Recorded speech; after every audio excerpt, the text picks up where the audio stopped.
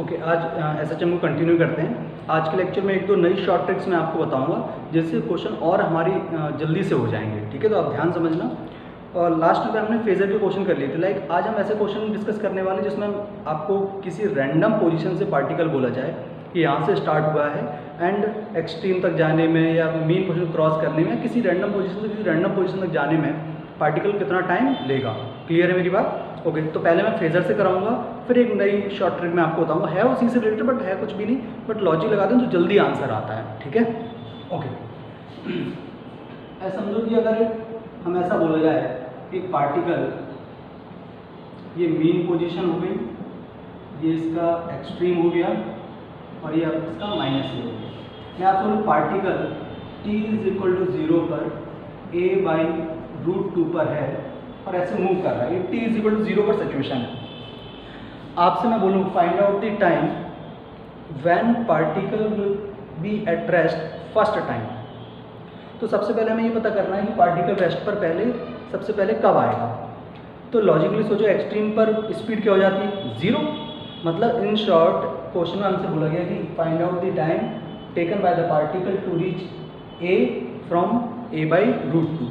देखो नॉर्मल तरीका क्या था इसका, पहले इसका इक्वेशन लिखते थे y = a sin ωt + phi, t = 0 substitute करते थे, उससे phi निकालते थे, फिर काफ़ी सारी चीज़ें करते तब जाके आंसर आता था। फिर इसकी एक शॉर्ट ट्रिक बनाई थी फेजर से। हमने फेजर से क्या बनाया था, ध्यान सुनते। आइए, फेजर हमने क्या बोला था कि ऐसे एक सर्कल बनाओ,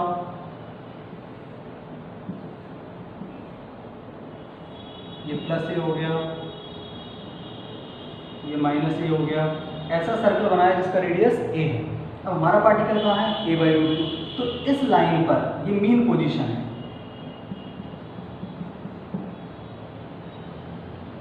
इस लाइन पर a/√2 कहीं यहाँ आ रहा होगा, ये अपना हो गया a/√2। इस लाइन को ऐसे ड्रॉ कर दो, कर दिया भाई हमने ड्रॉ। ठीक है, ओके। अब क्या करते हैं, मीन पोजीशन से पार्टिकल, ध्यान समझो, मीन पोजीशन से पार्टिकल अवे जा रहा है या पास आ रहा है? क्या इसमें पार्टिकल क्लियरली दिख रहा है मेन पोजीशन से दूर जा रहा है? तो a/√2 करस्पॉन्डिंग ये दो सिचुएशन थी, एक ये और ये। इनमें से कौन सा करेक्ट आंसर होगा? लॉजिकली सोचो, मीन पोजीशन से दूर, और कैसे घूमते थे? क्लॉकवाइज। तो क्या यही मीन पोजीशन से दूर जा रहा है? मतलब यही हमारा आंसर। आप क्या करते थे, ऐसे ज्वाइन कराया,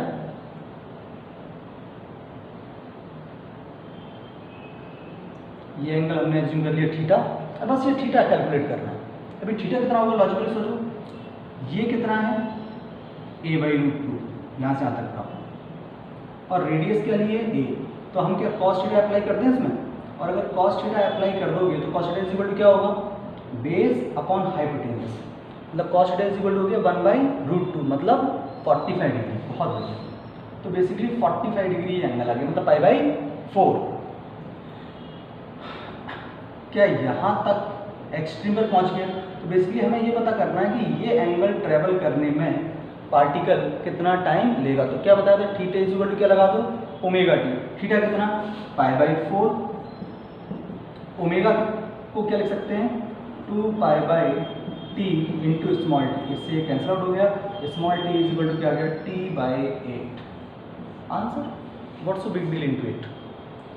क्लियर है? स्क्रीन स्टॉप करो, अच्छे से नोट करो। अब इसे और थोड़ा इजी करके मैं आपको बताता हूँ। ठीक है, चलिए।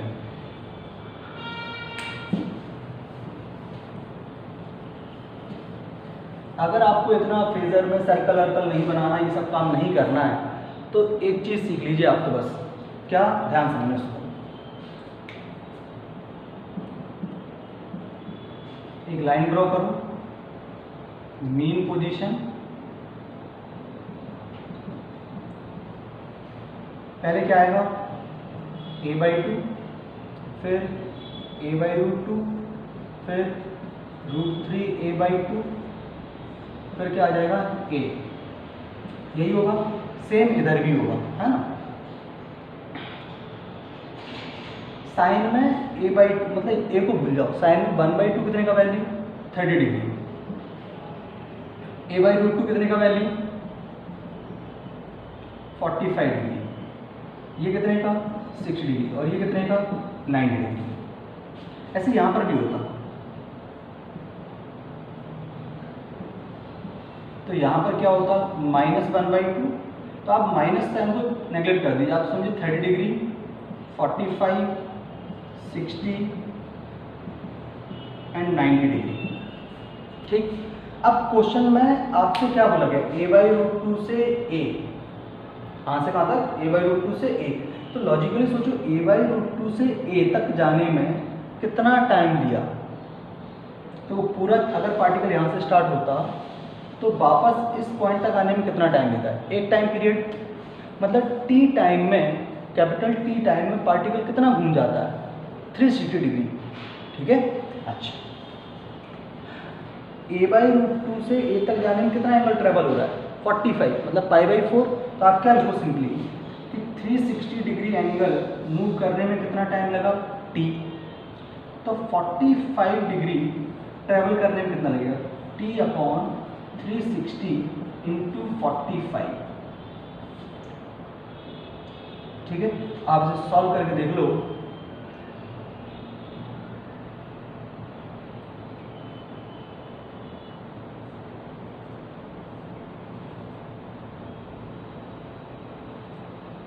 t/8 answer. क्लियर है, आप ऐसे भी लिख लिया करो आंसर। तो अब मान लो मेरे से कोई भी क्वेश्चन बोलिए, आपसे बोल लिया है, मान लो इसी क्वेश्चन, ध्यान से स्क्रीन स्टॉप करो, से नोट करो पहले जल्दी से।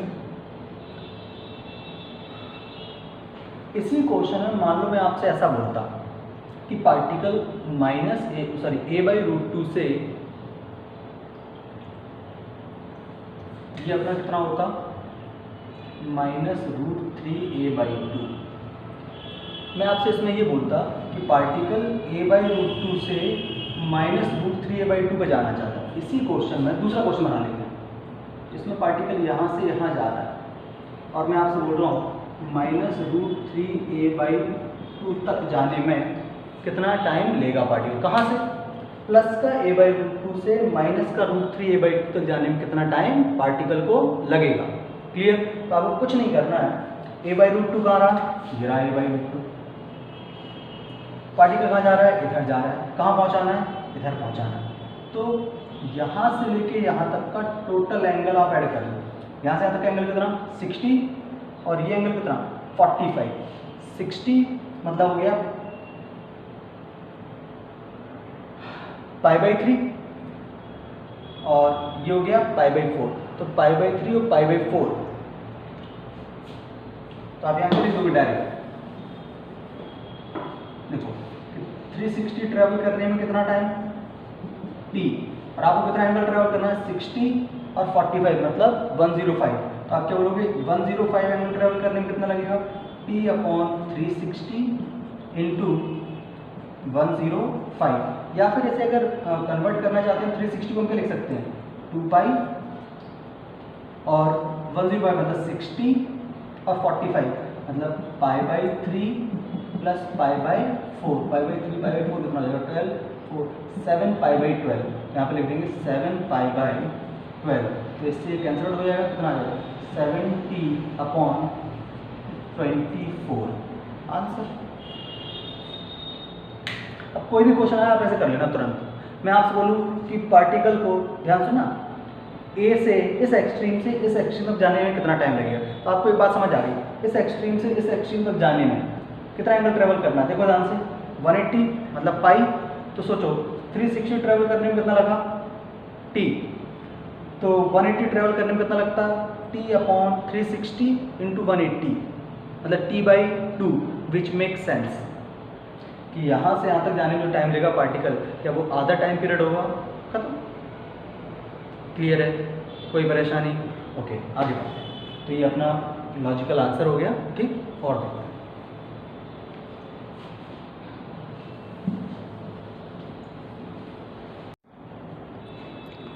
ठीक है, तो हमसे क्या बोला गया, find out the time period of system if we remove particle m1 at the equilibrium position. ठीक, अब एक बात, तो अगर ये इक्विलिब्रियम पोजीशन है तो स्प्रिंग अपनी नेचुरल लेंथ से कुछ यहाँ पर h1 हाइट पर रही होगी। ये h1 हाइट तो हम बता ही सकते हैं, क्या लिखेंगे हम बताओ, m1 + m2 is equal to k h one या के एक्स वन, जो भी लिखना होगा। अब अगर ये m1 पार्टिकल, अब ये यहाँ पर सिस्टम था, जैसे ही मैं यहाँ से m1 पार्टिकल को हटा दूंगा तो पार्टिकल सिस्टम रहेगा तो यहीं पर, बट इसकी मीन पोजीशन अब कहाँ पर आएगी? क्या मीन पोजीशन कुछ ऊपर आएगी नेचुरल लेंथ से? कहाँ पर?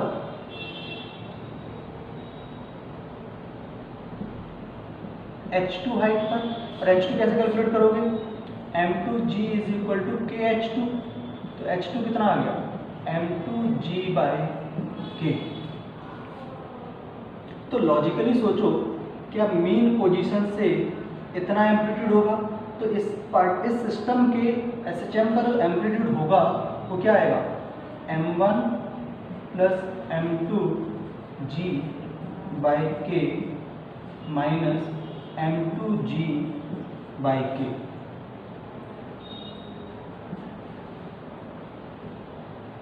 तो आप इसे सॉल्व तो कर ही सकते हैं।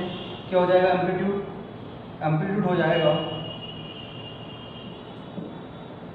हाँ लिखूँ, यहाँ लिख देता हूँ, a इज इक्वल टू के, एलसीएम ले लेंगे तो m1g बाई के।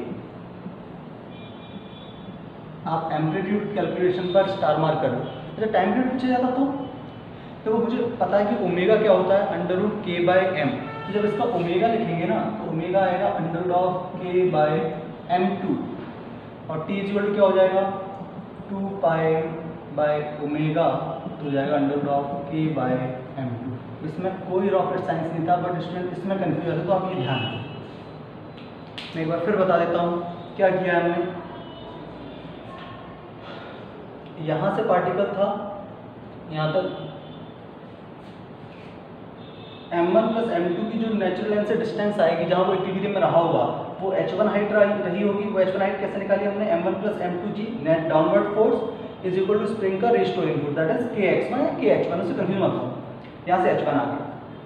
बट सोचो, एक स्प्रिंग को पकड़ के मैं यहाँ से एक स्प्रिंग ब्लॉक सिस्टम पकड़ लिया, ये इसकी नेचुरल लेंथ, इसको पकड़ के मैं 2 मीटर खींच दूँ तो ये पार्टिकल कितने एम्पलीट्यूड में SHM करेगा? 2 मीटर में करेगा ना। अब एक बात सोचो, यहाँ इसकी इक्विलिब्रियम पोजीशन थी, पार्टिकल यहाँ तक था, इसी इंस्टेंट पर हमने m1 मास को रिमूव किया, तो पार्टिकल इस पोजीशन को टच तो जरूर करेगा, बाद में भी करेगा, नहीं करेगा? करेगा। बट m2 की जो मीन पोजीशन आएगी, जब सिर्फ m2 रह जाएगा और कोई नहीं, m1 हट चुका, तो m2 की मीन पोजीशन कहाँ आएगी? नेचुरल लेंथ से h2 हाइट नीचे, वो कैसे निकालोगे? m2g इज इक्वल टू के h2, तो h2 इज इक्वल टू क्या आ गया? m2g बाई के। और एम्पलीट्यूड क्या होता है? मीन पोजीशन से जितना वो आगे मूव करेगा। तो बेसिकली मीन पोजीशन तो ये रही किसकी? जब सिर्फ m2 है तो, और जाना कहाँ तक है? यहाँ तक, तो उसके SHM का एम्पलीट्यूड क्या हो जाएगा? हम कैसे निकालेंगे? h1 माइनस h2, ये मतलब आंसर हमारा ये आ जाएगा। क्लियर है? कोई परेशानी? आगे बढ़े? ओके, इसकी स्टॉप करो। अच्छा क्वेश्चन है, स्टार मार्क कर लो। ठीक है, आगे बढ़ो।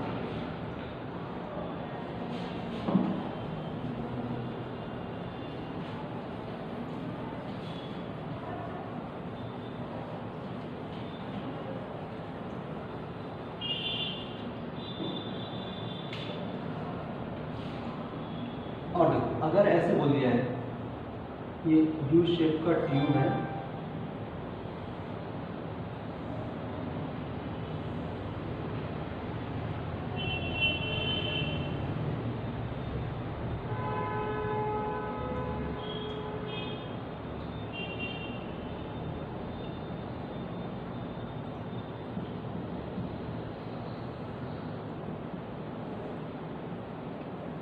L हाइट तक इसमें लिक्विड भरा हुआ है, ठीक है। अब क्या करते हैं, इसको स्लाइटली दबाया हमने और रिलीज कर दिया, तो ये पूरा सिस्टम क्या करेगा? SHM करेगा। तो इसके टाइम पीरियड ऑफ SHM ही अपने को बताना है, ठीक है। नोट करो ये क्वेश्चन।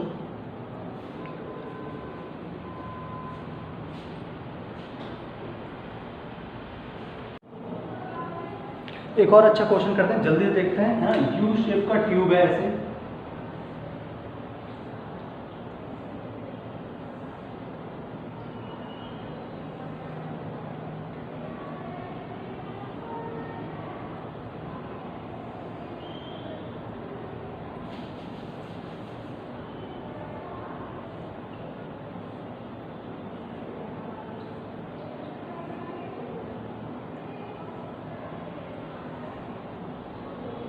और ये कुछ हाइट सेम हाइट तक ऐसे भरा हुआ था, ठीक है। वो हाइट कुछ हम ले लेते हैं एल। अब आप क्या करते हैं, इसको एक साइड से कंप्रेस करते हैं और छोड़ देते हैं, तो ये पार्ट पूरा लिक्विड क्या करेगा इस ट्यूब में, ऐसे जम करेगा, ऑसिलेट करेगा। तो हमने क्या किया, इसको यहाँ से x नीचे ला दिया, ध्यान समझ ना, यहाँ से कितना नीचे x, तो यहाँ लिक्विड कितना ऊपर चढ़ जाएगा। ये तो लॉजिकल बात है कि यहाँ भी कितना ऊपर लिक्विड चढ़ जाएगा, x साइड ऊपर चढ़ जाएगा। तो रियलिटी में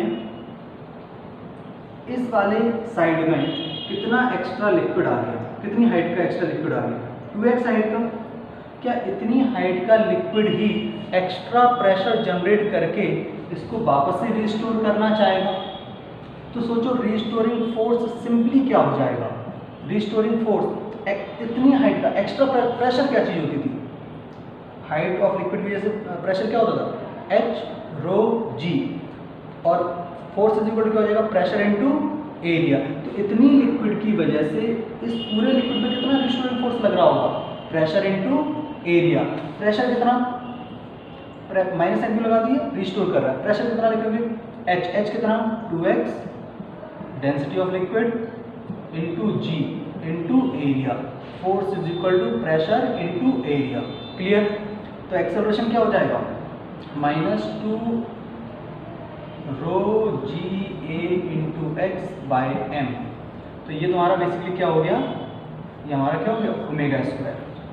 तो t इज इक्वल टू क्या होता है, 2 पाई बाई ओमेगा। तो t इज इक्वल टू क्या हो जाएगा, 2 pi by under root of m upon 2 rho g A. क्या आ गया, ठीक है। मास पूरे लिक्विड का इनिशियली L क्या चीज़ थी, जिस साइड तक इनिशियल लिक्विड दोनों लिम्स में भरा हुआ था। तो पूरा लिक्विड का मास क्या लिख सकते हो आप, mass is equal density is equal to क्या होगा, मास बाय वॉल्यूम। तो मास इज इक्वल टू क्या लिखोगे, डेंसिटी इनटू वॉल्यूम। तो इतनी लिक्विड का मास, मैं कहाँ लिख दूँ, यहाँ लिख देता हूँ।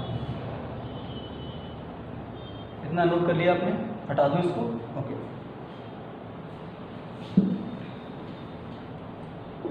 तो हम क्या लिखेंगे, T is equal to 2 pi under root of mass is equal to क्या है, डेंसिटी इनटू वॉल्यूम। तो डेंसिटी कितनी, रो वॉल्यूम, किसका वॉल्यूम, पूरे लिक्विड का वॉल्यूम। तो लिक्विड का वॉल्यूम क्या लिखोगे, A इंटू 2L।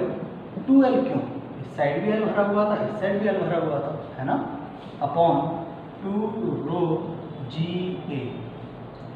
2 से 2 कैंसिल आउट हो गया, रो से रो चला गया, ए से ए चला गया। तो T इज इक्वल टू क्या आ गया, 2 pi under root of L by जी।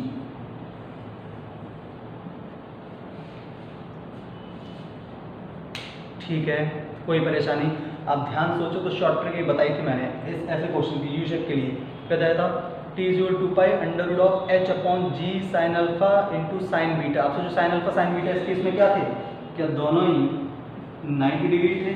तो आंसर क्या आना चाहिए, T is equal to 2 pi under root H upon g, क्योंकि साइन 90 साइन 91 हो जाता। तो देखो वही आंसर आया हुआ है, ठीक है। कई बार क्वेश्चन आपको यहाँ भी छोड़ता हुआ मिल जाएगा आंसर, ये भी करेक्ट आंसर है और ये भी आंसर है ना। जैसे अगर मान लो ऐसा क्वेश्चन पूछा जाए कि ऐसा यू शेप का ट्यूब है, उसमें टाइम रेट किन किन फैक्टर पर डिपेंड करेगा, तो आप क्या बोलोगे, under root m, under root a is what, amplitude, sorry cross sectional area, and rho के inversely proportional of under root. Clear है, ओके। तो चलो एसएचएम में काफ़ी कुछ पढ़ दिया। अब हम एसएचएम में एक और जो हमने कॉमन सेंस का सेगमेंट किया था वो मैं नेक्स्ट लेक्चर में कवर करा दूंगा और एसएचएम हमारा कंप्लीट हो जाएगा, ठीक है। एक दो और अच्छी शॉर्ट ट्रिक्स मैं बताऊंगा इसमें, वो करेंगे और कंप्लीट अपना, ठीक है। Bye bye, take care.